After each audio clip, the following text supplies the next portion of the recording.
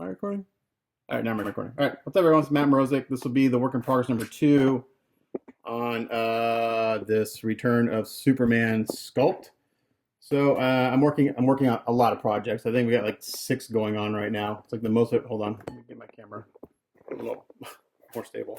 I think the most I've ever worked on one time. I have a hard time saying no to people, so that's why I have so many damn things going on. But it is kind of cool because I can bounce between projects. While I spray paint on one, I can do something else on another one. So I introduced this the other night, kind of went over the pieces and everything. And what I like to do before I start to work on something, kind of like put a game plan in my head of what I want to do. And a lot of times that game plan changes. So initially I'd planned on leaving all the pieces separate before doing any paint. But if any of you follow my YouTube channel, what I don't like to do is I don't like to glue or epoxy. I try to avoid gluing and epoxying painted pieces together simply because it's really easy to fuck up your paint job with glue. So you have this awesome piece you spend all the time painting it. You got to put some, try to glue it together and the glue oozes out, or you drip a glue on it and then you're screwed because you got glue on the paint, can't get it off, and basically sand and start over. So what I've decided to do is basically, I think we're going to glue him together. The only thing that's going to do for me is going to create a little more masking, but I always say I'd rather have a little more masking rather than risking getting glue on the painted piece. So I've already got 1 foot glued on. Another thing that does for this piece in particular, it allows me to put him on the base basically as a drying stand. So like if I paint, once I get his like torso and his body painted, I can put him on the stand. I can put him on the base to dry. Once he's dry, I can take him off. I can mask off the boots, spray the boots, stuff like that. So right now I have this boot glued on. It's not coming off. So it's solid, okay? And it's also been seamed, so there's no gap there. So I'll show you how I do. Again, if you watch my YouTube channel, you've seen this 1,000 times how I do this. It's pretty easy. I shouldn't say it's easy, because if I say it's easy, people are like, oh, model building's easy. It's not. It's time consuming. It is easy if you've done it a lot of times. I've done this a lot of times, so I just know the process. So I try to avoid saying it's easy, because they're like, oh, why do you charge so much? And I don't charge a whole lot. So I'm going to do the same thing on this guy. I'm going to basically epoxy this guy together. But instead, I'm going to do what I did on this one. I'm going to use the Bondo kind of as the glue. And the way that works is, in the past, what I typically do is I would, like, if I want to rekey something, I would put petroleum jelly around this key, or like on the inside of here, and Bondo here, and I'd squeeze it together. All the Bondo would squeeze out. I'd clean it up, and I could pull it apart, paint them separately, and then it would be seamed. But what I did here, I tried this. This is the first time I tried this. Is I just did it all in one step. I basically they drilled out the boot for some reason. There's a big hole in it. I basically filled the cavity with body filler, and then I squeezed the boot on there.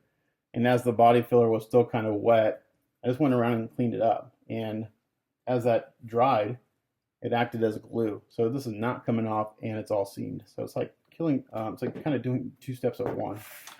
So let me show you how I do that, in case you've never seen me do it before. So in a former life, I used to paint cars for a living, a long time ago. I used to restore classic Thunderbirds. I worked for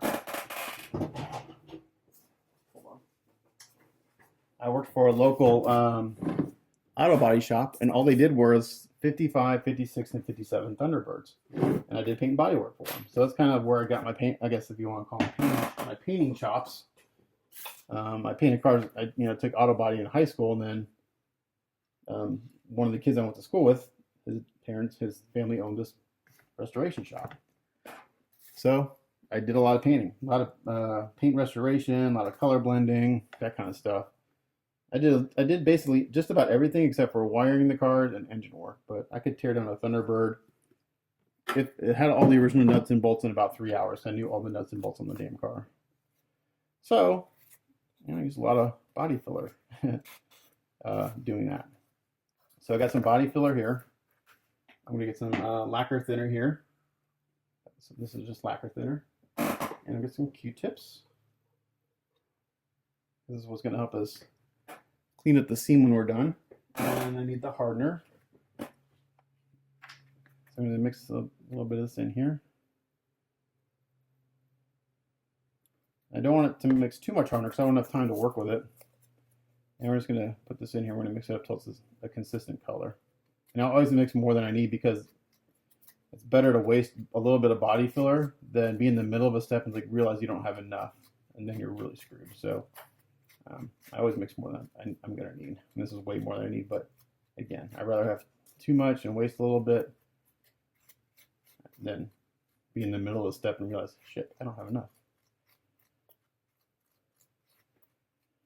And the nice thing about this piece and a lot of these fan art pieces, that the keys are really nice and big, so there's a lot of surface area for this to adhere. So now what I'm going to do is I'm going to fill in this cavity. I'm not going to fill it in all the way, but a good portion of the way. Like this. I'm going to put the boot in.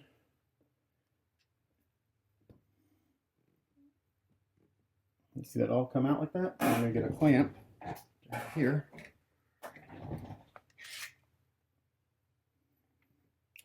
I have a longer clamp. This one isn't long enough. Bigger clamp. Oh, I'm over here in my lap. Make sure I get this going before it kicks off too much.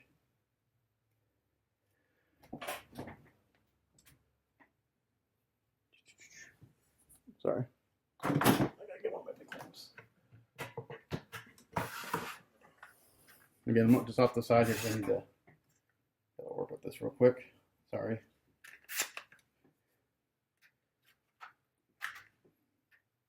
I'm back on camera in a second.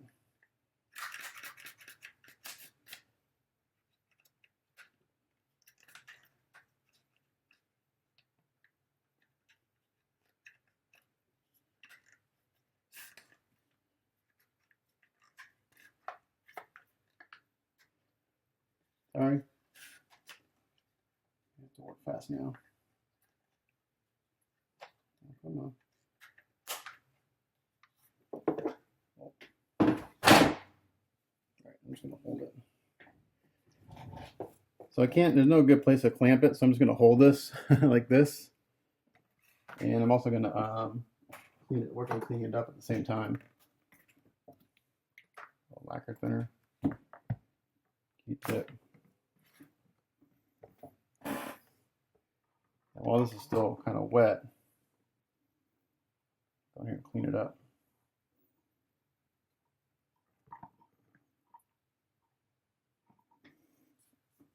I'm going to pause and come back because I need to work off camera. Okay, so I got the other boot glued in. I ended up having to epoxy it because the Bondo trick didn't work on that one. So that's been epoxied on, and now he'll stand on the base really nicely like that. So I think what I'm going to do is go ahead and glue the torso on and go there. Do that step next. So I'm just going to go ahead and put a pin in here. So I'm just going to drill a decent sized hole in the top here. I already have a small hole started, so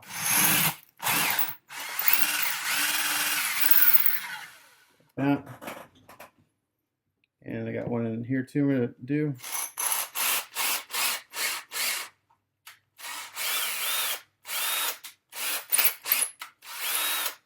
Okay.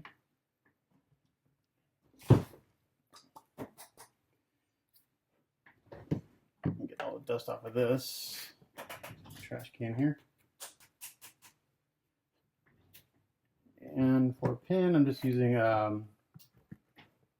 1/8 inch brass rod right here. So that'll go there, and this will go up into the torso.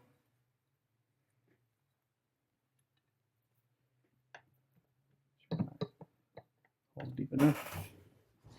I'll just give it something else to grip onto.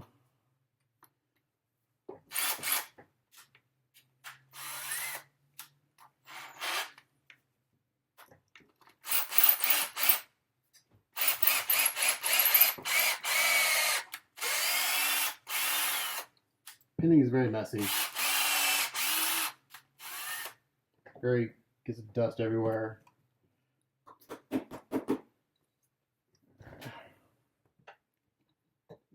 Dust falling out. Okay, so like that. Now what I do is I just basically take this brass rod and I put a bunch of kind of teeth into it with my crimpers here. This just gives the epoxy something to grip onto. And what I'll do is I'll epoxy it first into the top of the torso, or actually I'll epoxy to the legs here first. I'll let that dry and then we'll put the top on.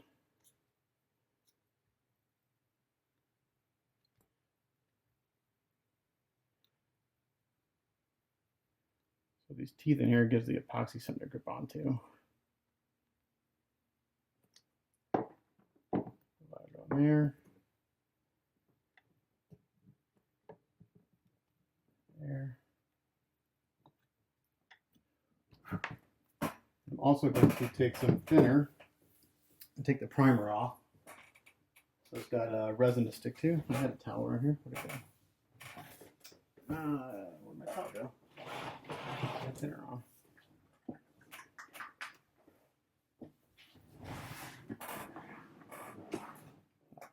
I'm not sure. So again, I'm just gonna get a towel.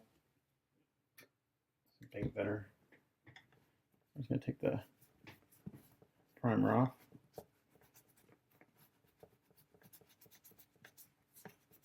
This gets messy before it looks better, but I'll get this will get all washed with soap and water and reprimed by the time I'm done. So it's no big deal.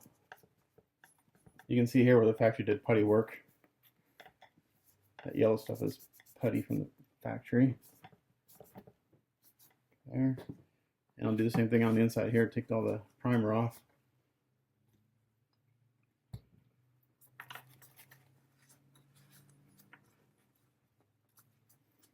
It's got bare resin to stick to.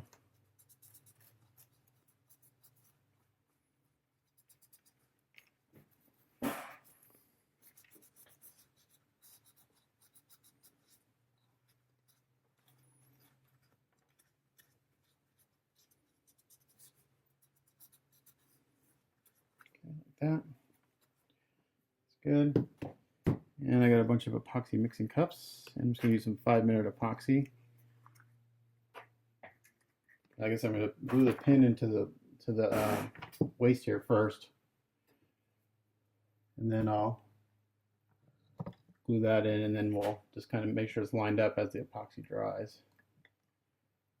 So it is going to be a little more difficult to handle this as one piece, but then again, like I had ooze out on the boot here and ooze out on this boot, and that if it had been painted, that would have been a disaster. So I'd rather do this and have less masking, or have more masking than try to deal with ooze out when gluing stuff together.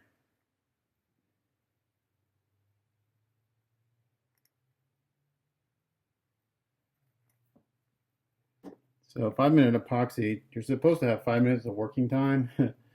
Not so much. The more you mix up, the faster it kicks off as it heats up as it cures. And it just kind of, as it heats up, it cures faster. So, and again, I always mix up more than I need.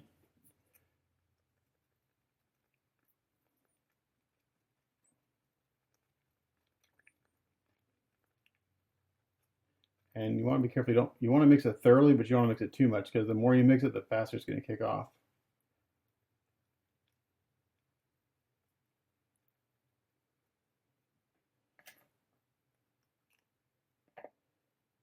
I'm just going to try to fill this hole.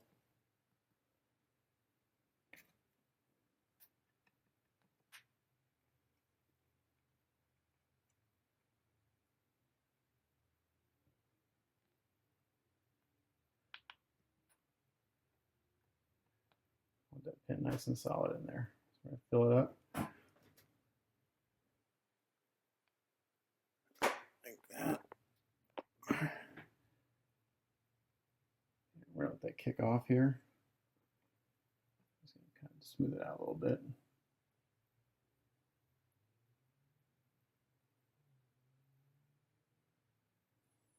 I don't want to try to let this sit for a few minutes. And then what I'll do is because this stuff is going to start to kick off. I can, starting to heat up. I guess I could have enough here. Let's see if I can do it all at once. Let's see. No, I'd rather not because I don't have enough epoxy mixed up. So I'm going to let that cure. I was going to see if I could do it all at once, but I don't have quite enough to do what I want to do. So I'm going to let this kick off, and then I'll come back. All right, that's kicked off. This cup right here that I mix it in is like burning hot. Like it burns my fingers to touch it, and it's turned yellow. So it's kicked off. And the stuff that's up here is still a little tacky. So while that's still a little tacky, I'm going to go ahead and get the top part on. And what I'll have to do is if any ooze out, I'll just get some thinner and clean it up as it comes out. And then this stuff sets up fully cures in an hour, but it's pretty solid within about 10 minutes. So again, I've got more here than I need, but again, you don't want to be in a situation where you don't have enough mixed up. If you don't mix it up enough, it won't cure or won't kick off. But then if you mix it too much, it kicks off really fast. So it's kind of a balancing act. And here are my laps. I need to get this hole full of the hole in the torso. I'm just using a spare piece of brass rod to kind of get the epoxy down in the hole. So sorry, I'm off camera right now.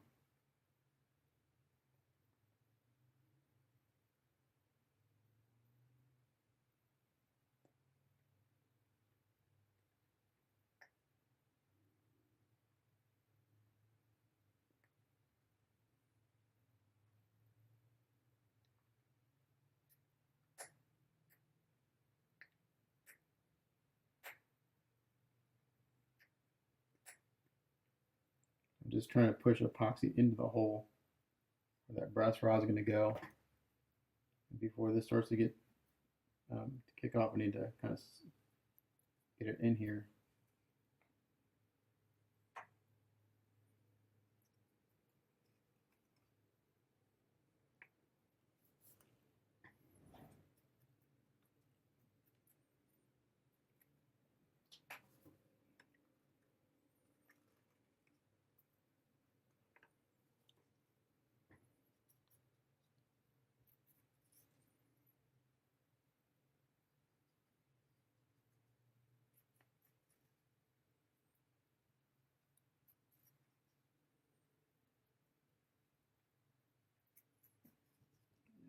Some top of that.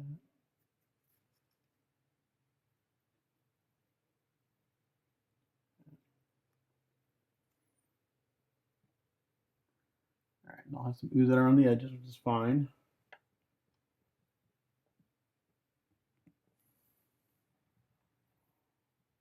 Actually, I don't have that much at all. Okay. Let's make sure that the trim is lined up. And we get a little thinner on a Q-tip here. And I only have a little bit of ooze out. I may have more as this kind of sits because of gravity. I'm just kind of clean it up a little bit right there. That.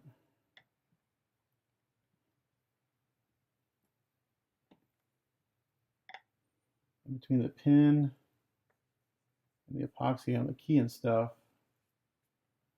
it should be good and solid once it's cured. Just make sure the trim's lined up.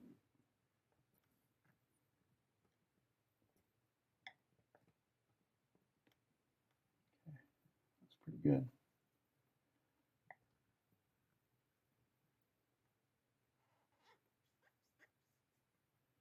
All right, so we're just gonna let that sit just like that until it's cured. It's starting to heat up. It starts to get kind of tacky like this, and then it kicks off real quick and it turns yellow and it gets really hot. Like that's what I mixed up previously for the pin in the torso and the waist. All right, so we're gonna let that sit.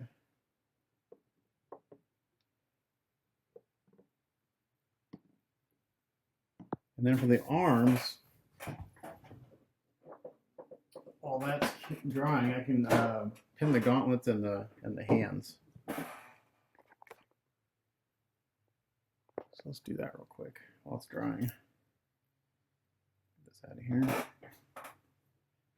And for that, I'm going to use 3/32 brass rod. Doesn't have to be huge. That's right there.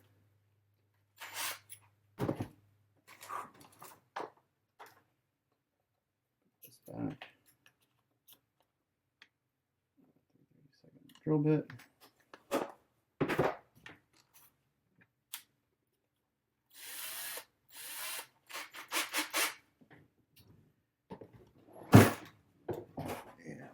Hands and gauntlets.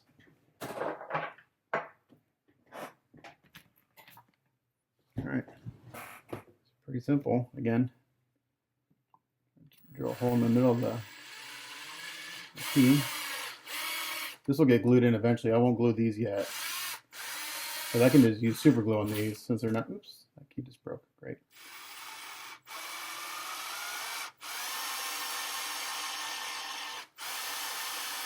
So that key just busted on me. It's not the end of the world. Again, this is going to get glued in. I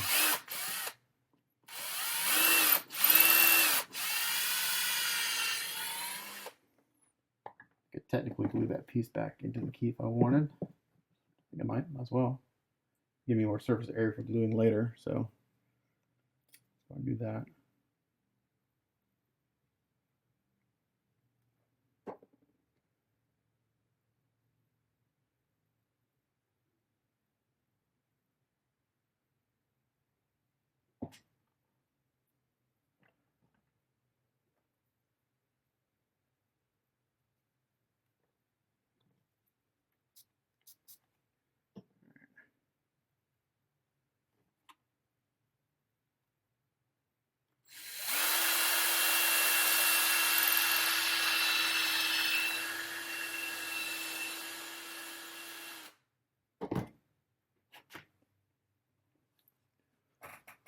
That's the right side.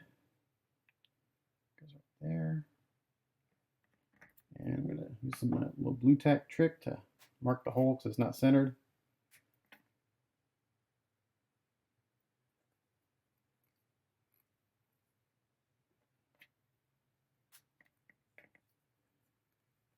Torsos. Solid now. Yep. So now this is all one piece from the torso down to the feet.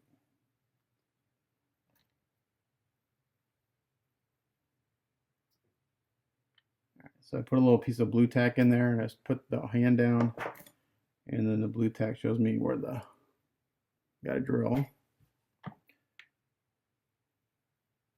I'll make the hole just a little bit bigger so I got some play.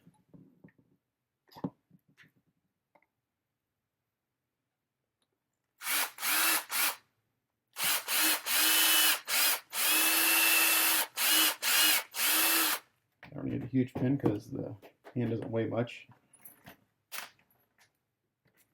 Not like I need it to support weight. I'm just going to do one on camera, and then this is the same process for all the other pins. And let's see how we line up. Now it's pinned. Perfect. Like I've done it before.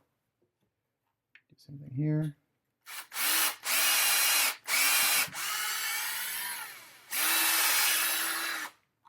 Again, this will all get glued together eventually.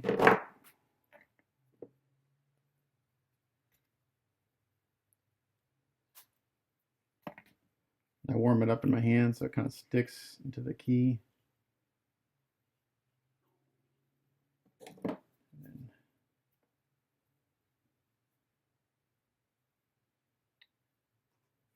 that in there. A little more blue tack. So these keys don't go all the way down into the male keys don't go all the way down in the female key. They don't touch anything. It's another reason why you pin it, because there's space between the key and the bottom of the female end. So there's that little thing of blue tack popping out. Tells me where I gotta drill my hole.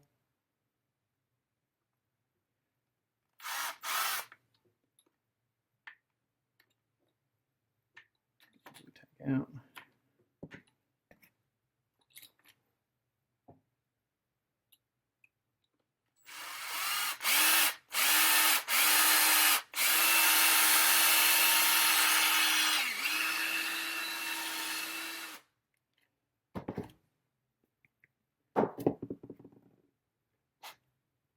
Make that pin a little bit longer on this hand.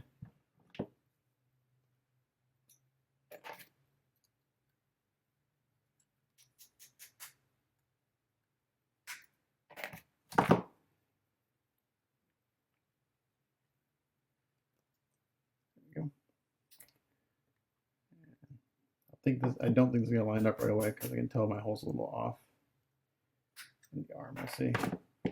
One reason I use brass is it's got some give. So if my holes aren't perfect, I can kind of get the pins to work. So now that's pinned, it's like that. See, I had to bend the pin a little bit to get it to line up, but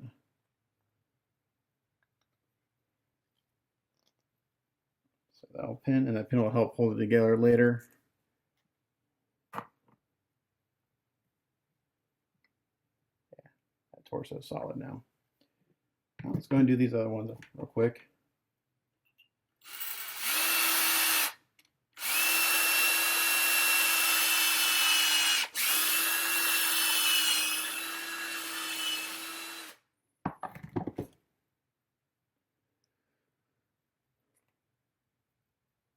My goal tonight is to get him kind of probably not in a new coat of primer. I want to get him kind of all together. I did also notice that on some of the other, I got some stuff I got to fix on some of the other things of hair. Some of the tips I didn't notice that were broke in shipping and stuff. So I got a little putty work to do on the hair, more than I initially had thought, which happens sometimes. But the great thing is, since it's sculpted separately, I can do everything else. Like I can do all the skin and everything, and I can save all that hair work like toward the end. Awesome. And it'll make it much easier to, you know, the advantages and disadvantages. The great thing about the hair being sculpted and or separate from the head, it makes painting easier. But then it also makes the hair more fragile because it's thinner and it's just easier to break, if you know, in shipping or for whatever reason.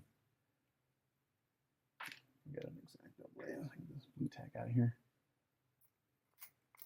Sometimes the blue tack doesn't want to stick, and sometimes it wants to stick too good.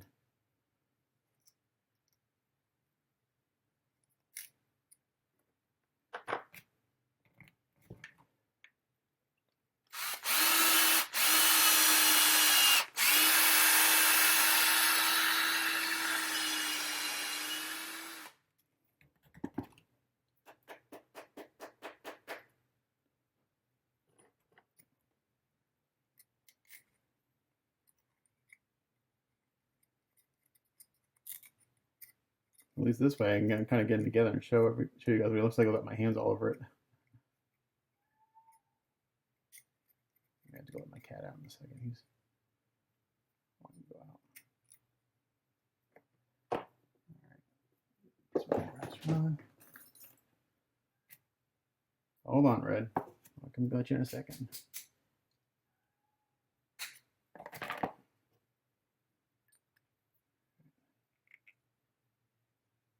Left hand done.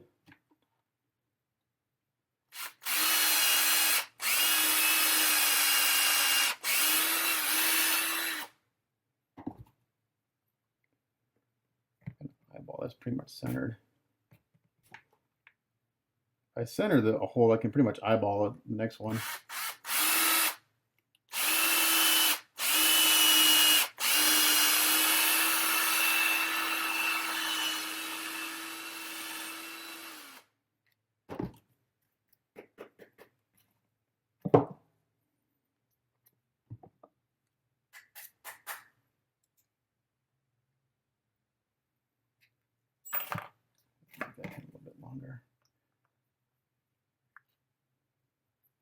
Oh yeah, pretty damn perfect.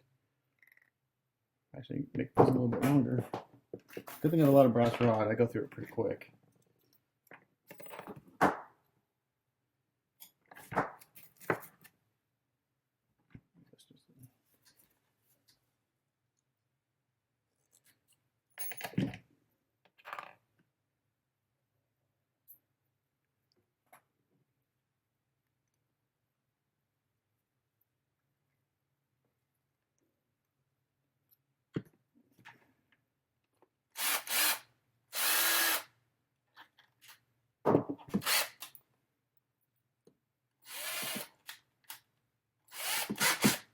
Don't want to go through the other side on this, which I just did. I just did what I didn't want to do. I got some plate work. Yay! Yay for me.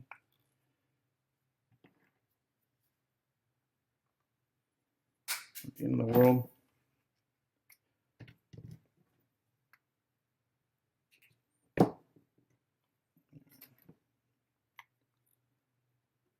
Go. This a little bit longer.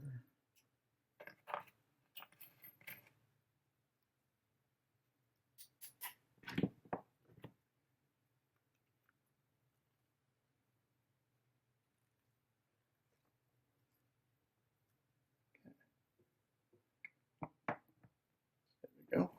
Now my hands aren't all over them. It looks pretty cool. And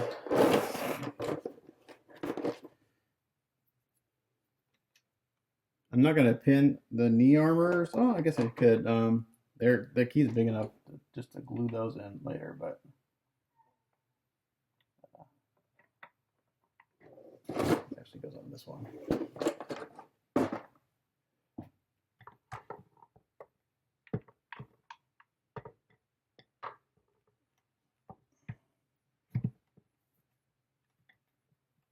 There we go.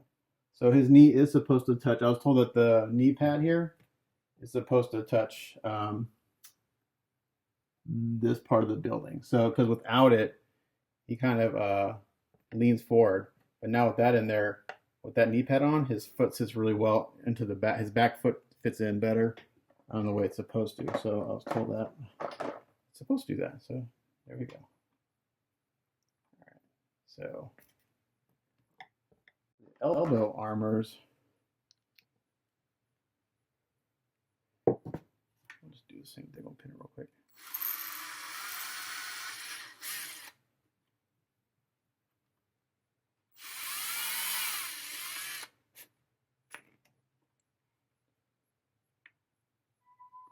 I hear you, buddy.